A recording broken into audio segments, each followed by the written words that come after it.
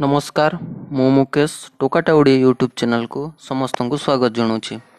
आज सकालू सकालू आम पाखरे गोटे खबर आसी पहुँचला, बहुत दुखद खबर। आपण माने देखंतु ता विषय मु डिटेल्स कहूँ। कलाहांडी जिला लांजीगड़ ब्लॉक बड़पड़ार घड़ेपटा साहि रे जड़े महिला प्रसव वेदना हेबा जोगु से गुरुतर होइथिले। रास्ता नथिबा जोगु एम्बुलेंस आसी पारला नाही। तांकु खटियारे बुहायला, तांको संपर्कीय माने खटियारे बुही नेले। एटा हला विकास रो नग्न चित्र। आपण माने देखंतु सरकार कहउचंती आमे विकास करूछु। एटा कोन विकास? लज्जा लागिबा कथा सरकार को। दीर्घ 30 वर्ष है वंशधारा नदी उपरे पुल निर्माण पर पंचायत, ब्लॉक और जिला प्रशासन को बारंबार अभियोग करथिले मध्य किछि सुफल मिली पारि नाही बोली घड़े पिठावासी प्रकाश करिसंती।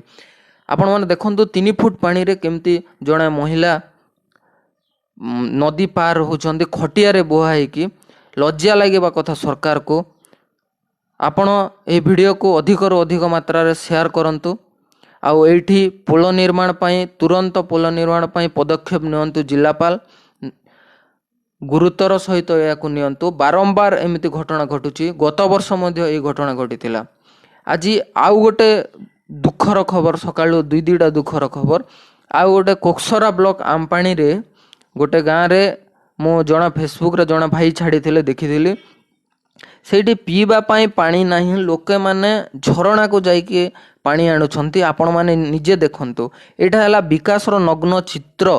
लज्जा लागिबा कथा ए सरकार को। आपण माने निजे देखंतु।